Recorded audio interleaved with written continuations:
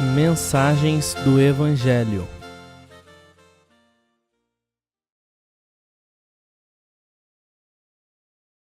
O contraste entre o um só corpo e as muitas seitas e divisões. Talvez a mais triste de todas essas evidências de abandono sejam as muitas seitas e divisões. As Escrituras ensinam claramente que Deus odeia divisões, pois o cisma e a heresia, formação de partidos, são obra da carne. Gálatas capítulo 5, verso 20. Quão grande o contraste entre a vontade do Senhor e essas numerosas seitas e divisões que existem no testemunho cristão. Enquanto ainda estava aqui no mundo, o Senhor orou para que pudéssemos ser um. Ele disse: "E não rogo somente por estes, mas também por aqueles que pela sua palavra hão de crer em mim, para que todos sejam um, como tu, ó Pai, o és em mim, e eu em ti, que também eles sejam um em nós, para que o mundo creia que tu me enviaste." João capítulo 17, verso 11 ao 21.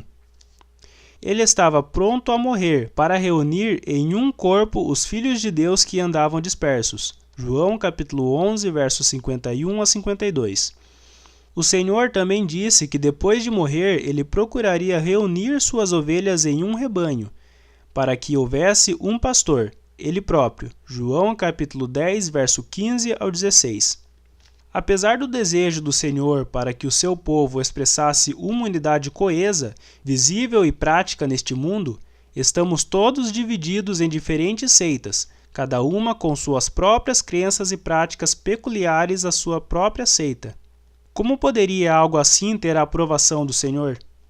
Diante dos primeiros indícios de divisão na igreja primitiva, o apóstolo Paulo foi dirigido pelo Espírito a escrever: "Rogo-vos, porém, irmãos, pelo nome do nosso Senhor Jesus Cristo, que digais todos uma mesma coisa, e que não haja entre vós dissensões.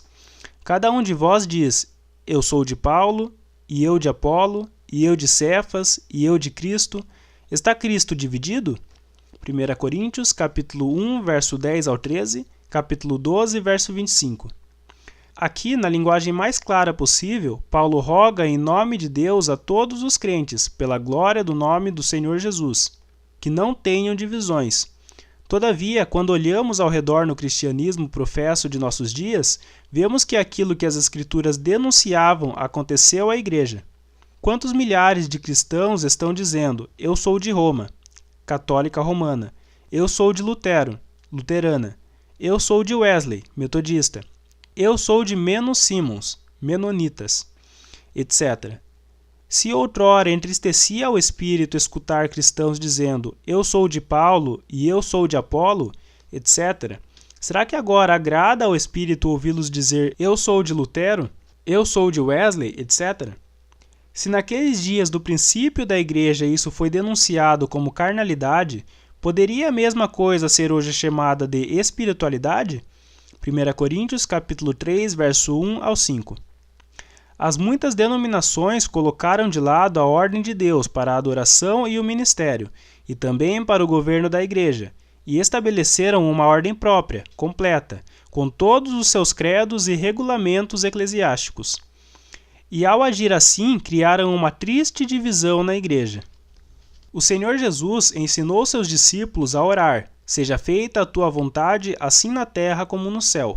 Mateus capítulo 6, verso 10. A pergunta que fazemos é: haverá divisões sectárias no céu?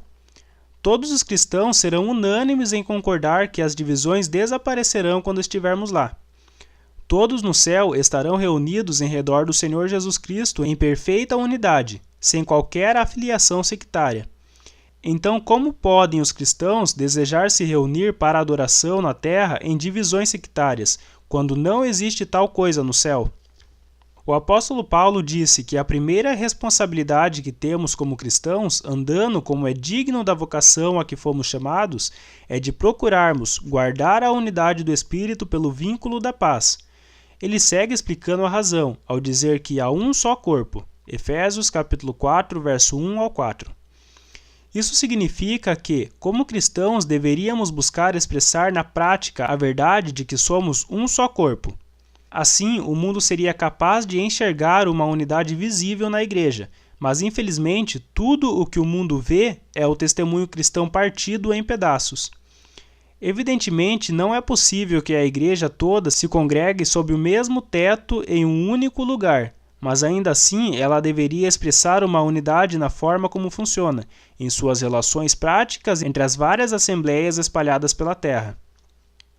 Costumamos ouvir cristãos se referirem às diferentes denominações como o grupo deles e o nosso grupo, como se existissem muitos corpos. Eles falam de sua comunhão eclesiástica particular como um corpo, em si mesmo, distinto de outros grupos eclesiásticos, que também se enxergam como corpos independentes. Pelo que costumamos ver e ouvir entre os cristãos, a verdade do um só corpo foi perdida de vista. Uma ilustração usada por Charles Stanley, 1821 a 1890, descreve bem a confusão existente no testemunho cristão. Suponha que Sua Majestade, a Rainha da Inglaterra, enviasse um oficial a uma de suas colônias, e durante algum tempo o exército ali se colocasse totalmente sob o comando desse oficial. Aquele exército seria adequadamente chamado de Exército de Sua Majestade. Mas se aquele exército colocasse de lado o comandante que lhes fora designado e elegesse outro segundo a sua própria escolha, ou se aquele exército se dividisse em porções separadas e cada divisão adotasse seu próprio comandante, mesmo que cada soldado continuasse sendo um soldado britânico, poderia tal exército dividido ser apropriadamente chamado de Exército da Sua Majestade? Depois de ter deixado de lado a autoridade do comandante designado por Sua Majestade, acaso não seria cada uma daquelas divisões um motim? Não seria uma deslealdade à rainha a juntar-se às fileiras de qualquer uma daquelas divisões amotinadas? Ora, se aplicarmos o mesmo à igreja, poderemos facilmente enxergar que a mesma coisa aconteceu na formação das igrejas denominacionais e não denominacionais.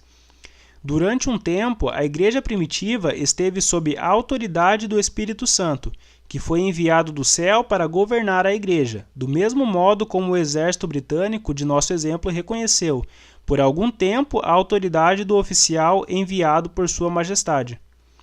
Quando a igreja afastou-se da palavra de Deus, isso deu a origem às divisões, e então foram implantadas organizações humanas para manter essas divisões funcionando. Sem dúvida alguma, essas iniciativas humanas foram introduzidas com a melhor das intenções, mas sem a autoridade dada pela palavra de Deus. À medida que as seitas dentro da profissão cristã se multiplicarem, mais autoridades humanas, com seus credos e regulamentos, foram estabelecidas dentro das várias denominações visando sua administração. A coisa toda cresceu e hoje existe um vasto sistema com muitas comunhões separadas de cristãos, e muito pouco de sua autoridade está fundamentada na palavra de Deus. Acaso não era previsível que os incrédulos deste mundo viessem a olhar para a igreja e a balançar a cabeça em sinal de desaprovação? Se perguntarmos a eles por que não creem no Evangelho, costumam usar como desculpa para rejeitarem a Cristo o estado dividido e confuso da cristandade, com as suas muitas vozes conflitantes. Que triste testemunho damos neste mundo! Não há dúvida de que devemos baixar a cabeça e confessar ao Senhor que pecamos, como fizeram Daniel, Esdras e Neemias, ao reconhecerem que também eram responsáveis pelo fracasso do testemunho de Israel. Deuteronômios, capítulo 9, verso 1 ao 19, Esdras, capítulo 9, verso 1 ao 15 e Neemias, capítulo 9, verso 4 ao 38.